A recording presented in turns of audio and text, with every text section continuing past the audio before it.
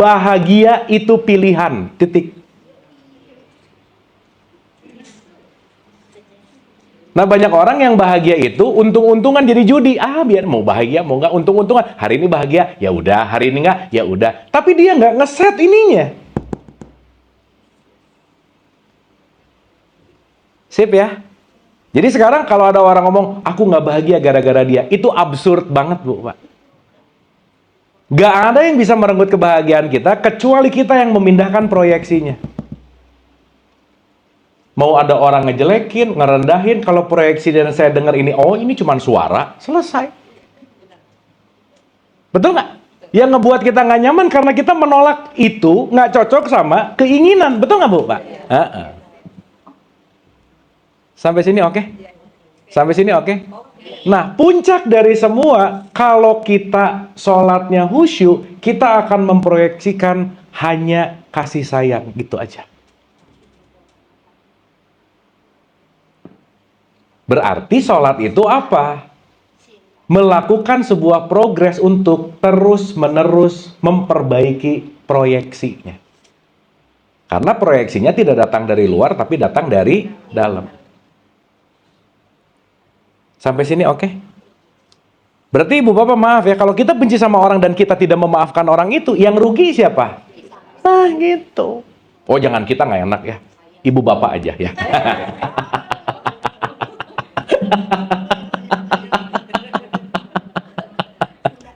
Sip ya? Oke ya? Jadi kalau gini nanti ngerti bahwa oh easy gitu. Oh, oke. Meskipun nanti ada turbulensi, tapi ngerti gitu. Sip? Oke sampai sini?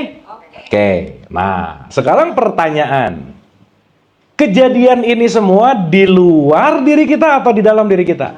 Kita harus dari luar mau ke dalam perlu ada pintu masuk nggak? Apa pintu masuk? Bukan, panca indera, sense. Ibu bapak kalau ngelihat tetangga beli mobil pengen, gara-gara apa? Ngelihat masalahnya. So kalau nggak ngelihat, enggak. Betul nggak? Pengen ini gara apa? Dengar-dengar. Nah, pokoknya kalau udah 2 kali hati-hati aja. Batuk it's okay, tapi batuk-batuk nggak oke. Dengar oke, tapi dengar-dengar. Udah selesai. Sip ya? Maka si sensing ini nanti akan sangat mempengaruhi informasi antara dunia luar dan dunia dalam. To be simple, dunia luar disebut dunia, sesuatu yang di dalam disebut akhirat gitu.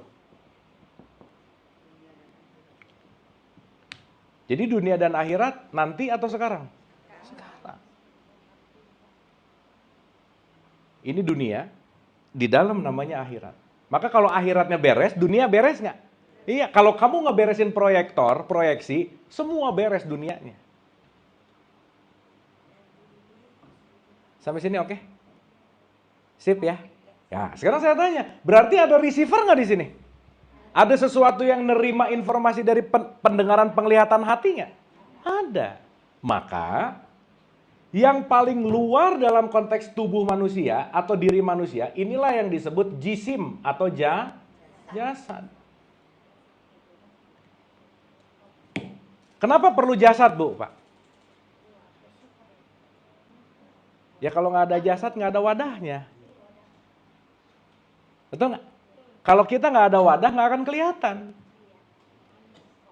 Karena ibu bapak ngelihat saya, sebenarnya ibu bapak nggak ngelihat saya juga sih. Yang ibu bapak hanya lihat adalah cahaya. Ini kalau ruangannya gelap segelap-gelapnya, bisa saling lihat nggak? Jadi kita tidak mensyukuri cahaya, tapi kita sibuk dengan kemasan. Padahal tanpa cahaya nggak akan kelihatan apa-apa. Betul nggak? Jadi kalau saya nggak punya jasad ya ibu bapak, kenapa saya terlihat? Karena ada benda padat yang memantulkan cahaya. Wih. Kalau sayanya nggak ada, ya gimana ibu bapak mau ngeliat kayak Casper gitu Bu, Pak. Gitu. Si Casper kan nggak kelihatan karena dia nggak punya pantulannya gitu. Sip ya? Berarti pertanyaannya kalau ini adalah wadah, ada isinya nggak? Nah itu yang penting. Semuanya juga penting, Deng. Ini juga penting, jangan lupa ini harus dirawat juga. Tapi maksud saya, kaitannya sholat ini, konteksnya adalah tidak hanya dalam konteks jasad. Sampai sini oke? Oke? Dah, sekarang kita masuk nih. Di jasad nempel sense pendengaran, penglihatan, penciuman, perasaan, perabaan. Oke? Sekarang saya tanya, ini receiver untuk mengambil info dari luar nggak? Kita sebut dari luar namanya data. Data itu plural. Kalau single namanya datum. Tapi kenapa disebut data? Karena data nggak pernah satu gitu. Ibu bapak ini setiap bit tuh masuk data tuh banyak banget loh. Yang kelihatan mata terbatas, yang terdengar kuping terbatas. Megahertznya cuma 60 sampai 60 ribu gitu misalnya. Mata cuma ini udah sekitar 200-500 meter udah mulai blur nggak kira-kira? Maka hati-hati sama panca indera. Karena panca indera bisa menipu.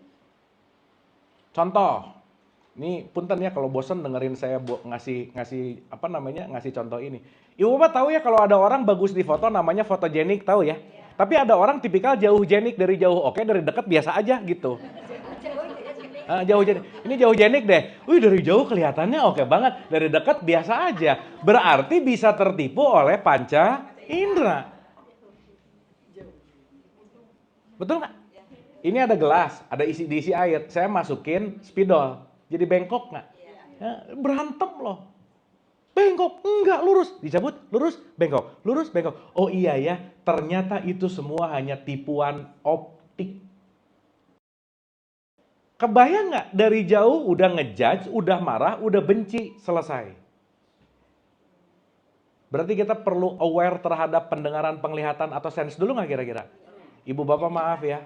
Nggak mungkin orang khusyuk kalau dia tidak aware dulu terhadap apa yang dia dengar, dia lihat, dia raba. Jadi maaf ya, mau jadi khusyuk perjalanannya panjang bu. Makanya sebelum sholat disuruh wudhu. Wudhu ngecek kuping nggak? Ngecek lihat? Ngecek mikir? Ngecek ngomong rasa? Itu kan bukan ngebersihin kotoran kuping, bukan. Tetapi ngecek dulu informasi yang masuk melalui lubang-lubang. Bisa nggak meregulasi itu? Gitu kira-kira. Ibu bapak fungsi wudhu buat apa sih? Membersihkan apa? Wudhu sama mandi bersih mana? Mandi. Tapi mau sholat wudhu atau mandi? Wudhu. Kenapa? Mensucikan apa? Nah, berarti kalau kita tahu fungsi wudhu adalah untuk ngecek dulu sense atau panca indera, karena kenapa? Kita akan masuk ke esensi di dalam, kalau panca inderanya nggak beres, ke dalamnya nggak beres, gitu kira-kira. Sampai sini oke? Jadi khusyuk datang pertama dari wudhu dulu. Kalau wudhunya nggak khusyuk, sholat nggak mungkin khusyuk aja. Nih sekarang orang Allah udah aja, soal Allah, Assalamualaikum, udah aja. Itu kan cuma jadi olahraga. Sembah raga namanya. Tapi sekarang saya tanya, kalau ngomongin sembah raga, berarti cuma ngomongin fisiknya nggak? Iya. Makanya saya sering nanya, ini orang sholat apa senam sih? Gitu bu, nggak ada bedanya. Kenapa? Karena dia hanya melakukan activity fisik. Yoga gitu. Terus yoga juga sekarang mikir, belok-belokin tubuh. Bukan. Yoga itu artinya union, menyatu gitu. Tauhid gitu.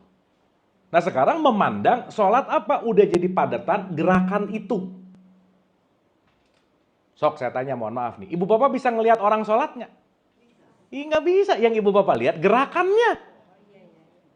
Sekali lagi ya. Bisa ngelihat orang sholat nggak? Orang dia keterhubungan sama Allah, lihat, ibu kayaknya hubungannya nggak bagus sih sama Allah, kan nggak bisa. Betul nggak? Tetapi